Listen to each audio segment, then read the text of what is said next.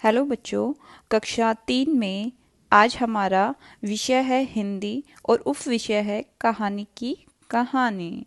चलिए वर्कशीट को हल करते हैं। भाषा ज्ञान। किसी भी भाषा को दो तरह से व्यक्त कर सकते हैं।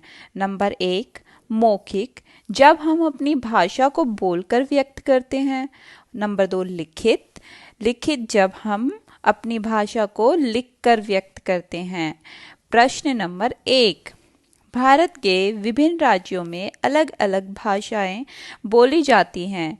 नीचे दी गई कुछ प्रचलित भाषाओं को उनके राज्यों से मिलाइए।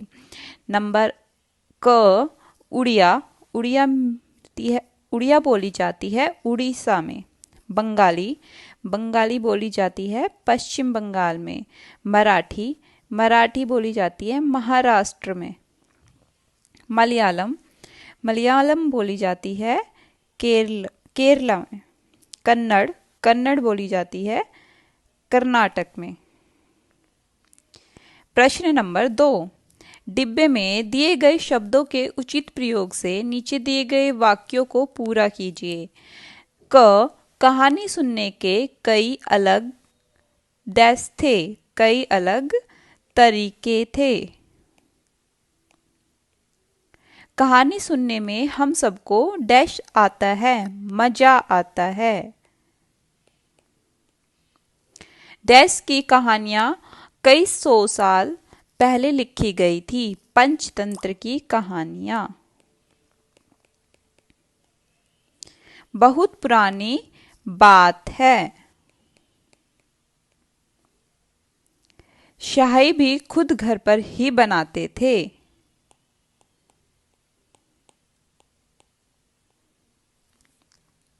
प्रश्न नंबर 3, अनेक शब्दों के लिए एक शब्द लिखिए। जो कहानी लिखते हैं उन्हें कहते हैं लेखक। ख, जो कविता लिखते हैं उनको कहते हैं कवि। जो खेती करते हैं उन्हें कहते हैं किसान। घ, जो हमें पढ़ाते हैं उन्हें कहते हैं अध्यापक।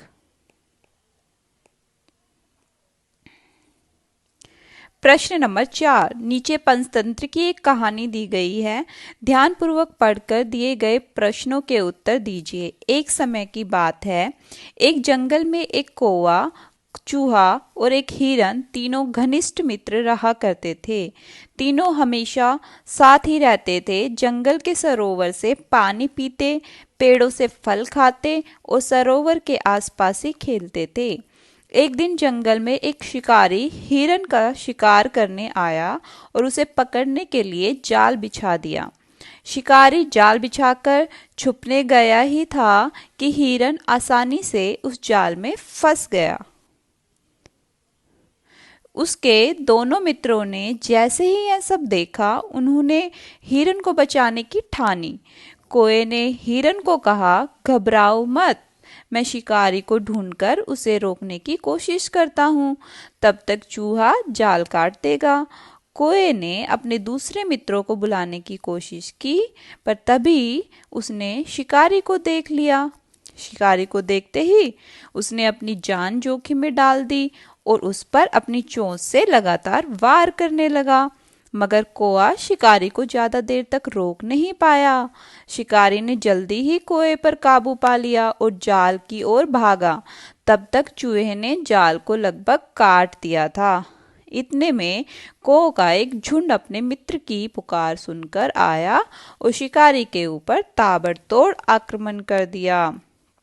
चूहे ने निडर भाव से जाल को कुतर दिया, जिससे हिरन आजाद हो गया और वे दोनों भाग चले। कुछ दूर भागे ही थे कि उन्हें आभास हुआ कि उनका मित्र कौवा शिकारी के चंगुल में आ गया था। हिरन तुरंत लंगड़ाकर चलने लगा, जिससे शिकारी को ऐसा लगा कि हिरन घायल है और भाग नहीं सकता। शिकारी ने झट से कौवे को छोड़ दिया और हिरन की तरफ दौड़ा। शिकारी को भागता देख कौवा उड़कर आकाश में चल पड़ा। हिरन भी तेज दौड़कर भाग गया और चूहा बिल में घुस गया। इस प्रकार तीनों दोस्तों की सूझबूझ से एक दूसरे की मुसीबत में रक्षा की। शिकारी का जाल किसने काटा? शिकारी का जाल चूहे ने काटा। शिकारी का जाल चूहे ने काटा। कोए को बचाने के लिए हिरन ने क्या किया? कोए को बचाने के लिए हिरन लंगड़ाकर चलने लगा।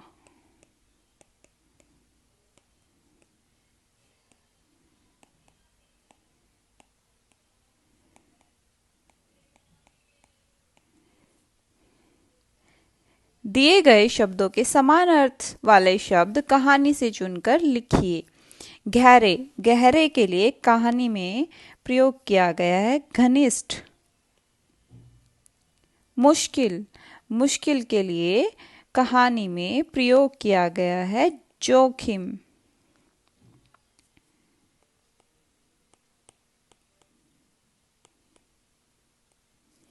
प्रयास, प्रयास के लिए कोशिश। हमला, आक्रमण।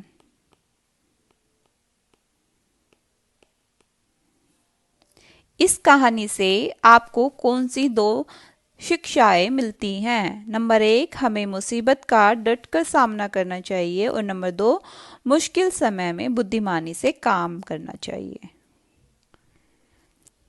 कोरोना जागरूकता अभियान। कोरोना से बचाव के लिए हमेशा फेस मास्क पहने, हाथों को साबुन में पानी से बार बार धोते रहे, भीड़ भाड़ वाली जगहों से बचे व सामाजिक दूरी बनाए रखें। इसी के साथ आज की हमारी यह वर्कशीट पूरी होती है। अगर आपको हमारा वीडियो अच्छा लगा हो तो इस वीडियो को लाइक कीजिए, चैनल को सब्सक्राइब कीजिए। थैंक